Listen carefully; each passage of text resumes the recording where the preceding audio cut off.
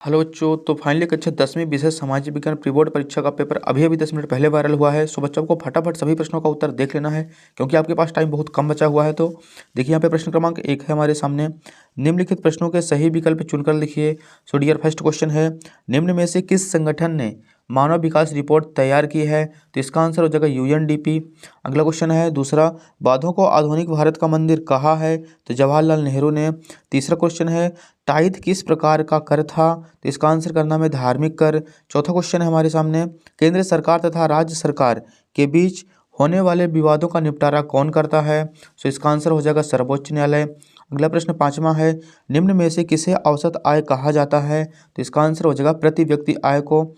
Last question number छठवां है, धर्म को राजनीति से कभी भी अलग नहीं किया जा सकता है, ये शब्द किसने कहा है? तो इसका आंसर हो जाएगा ऑप्शन नंबर आ, महात्मा गांधी। तो यहाँ पे फर्स्ट क्वेश्चन अपना कंप्लीट हो चुका है एंड फटाफट आपको सभी क्वेश्चनों का स्क्रीनशॉट लेके अच्छी तरीके से तैयार करते चलना है। अगला प्रश्न देखिए दूसरा है, रिक्त स्थानों की पूर्ति कीजिए। फर्स्ट क्वेश्चन है इसका, छोटा नागपुर के क्षेत्र में भोंडा सयाल जनजाति महुआ और कदम के पेड़ों की पूजा करते हैं। सेकंड क्वेश्चन है, केंद्र सरकार छरित वनों के बचाव के लिए कार्य करता है। अगला प्रश्न देखिए नेक्स्ट क्वेश्चन अगले पेज पर है, पहले विश्व युद्ध में तुर्की के हार के बाद खिलाफत समिति का गठन किया गया था। अगला क्वेश्चन नंबर चौथा है, लॉर्ड इरविन ने अक्टूबर 1929 में लाहौर अधिवेशन का ऐलान किया था। प्रश्न क्रमांक पाँचवा है हमारे सामने, भारतीय संविधान में संघ सूची में 100 विषयों को शामिल किया गया है। छठवां क्वेश्चन है, 2011 की जनगणना के अनुसार भारत में महिलाओं की साक्षरता दर 65.46% है। तो यहाँ पे अपना सेकंड क्वेश्चन भी कंप्लीट हो चुका है। अगला देखिए प्रश्न क्रमांक 3 है, सही जोड़ी बनाइए एंड एक साइड है आ दूसरे साइड है वाह। फर्स्ट क्वेश्चन देखिए डियर, यहाँ पे पहला प्रश्न है, करेंसी नोट जारी करता है? तो भारतीय रिजर्व बैंक जो है वो करेंसी नोट को जारी करता है। दूसरा प्रश्न है, the spirit of the laws? तो इसका आंसर करना हमें माउंटेस्क्यू। तीसरा प्रश्न है, मध्य प्रदेश? तो इसका आंसर हो जाएगा वेवर या दहिया जो कि खेती है। चौथा है मूंगफली? तो मूंगफली एक खरीफ की फसल है। सन 1927? तो सन 1927 में वाणिज्य एवं उद्योग परिसंघ जो है वो लागू किया गया था।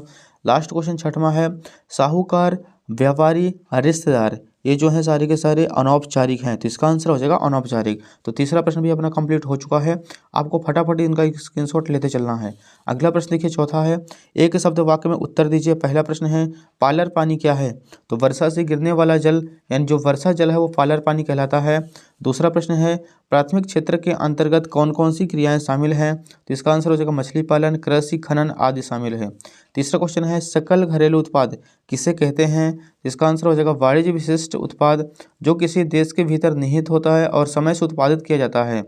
अगला प्रश्न चौथा, अंतर्राष्ट्रीय व्यापार को उदार बनाने के लिए नियमों का निर्धारण कौन करता है? इसका आंसर हो जाएगा अंतर्राष्ट्रीय व्यापार संगठन। पांचवा प्रश्न है, ध्रुवीय शक्तियों में कौन से देश शामिल हैं? तो इसका आंसर हो जाएगा इटली, जर्मनी और जापान। लास्ट क्वेश्चन छठवां है, जाल वेराइन क्या था? तो एक प्रकार का शुल्क संघ था। अगला प्रश्न देखिए पांचवा हमारे सामने है, सत्य असत्य बताइए। सो फर्स्ट क्वेश्चन इसका, मांस उत्पादों के व्यापार में तकनीकी की अहम भूमिका थी, तो हो जाएगा सत्य। दूसरा प्रश्न है, विश्व व्यापार संगठन विकसित देशों की पहल पर शुरू हुआ था, तो ये भी हो जाएगा सत्य।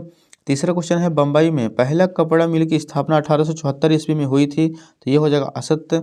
चौथा प्रश्न है, 1929 में कलकत्ता में देश की पहले जूट मिल लगाने वाले मारवाड़ी व्यवसायी सेठ हुकुमचंद थे, तो ये हो जाएगा सत्य। पांचवा प्रश्न है, श्रीलंका में गृह युद्ध 2008 में समाप्त हुआ था, तो ये हो जाएगा असत्य। छठवां क्वेश्चन है, बेल्जियम में सामुदायिक सरकार व्यवस्था है, तो ये हो जाएगा सत्य। तो यहाँ पे अपने ऑब्जेक्टिव सारे के सारे कंप्लीट हो चुके हैं।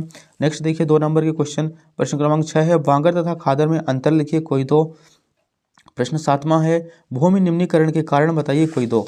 अगला प्रश्न देखिए 8वां क्वेश्चन है हमारे सामने, रोपड़ कृषि किसे कहते हैं, उदाहरण सहित समझाइए। प्रश्न 9 है, रबी तथा खरीफ की फसलों में अंतर बताइए कोई दो।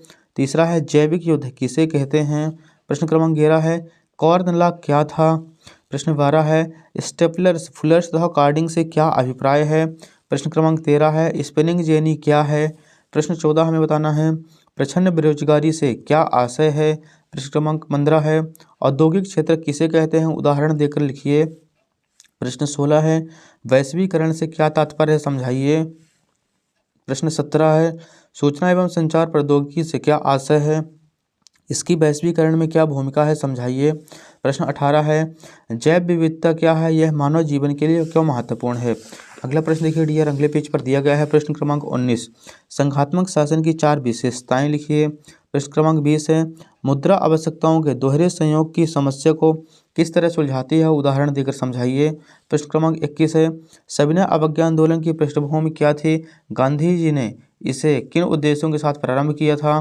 प्रश्न 22 है, शपथ पत्र क्या है, राजनीति में इसकी क्या भूमिका थी। प्रश्न क्रमांक 23 है, दिए गए भारत के मानचित्र में निम्नलिखित को दर्शाइए। पहला हो जाएगा चंद्रपुर, दूसरा है वेलाडीला, तीसरा हो जाएगा रत्नागिरी और चौथा हो जाएगा केंदुझर।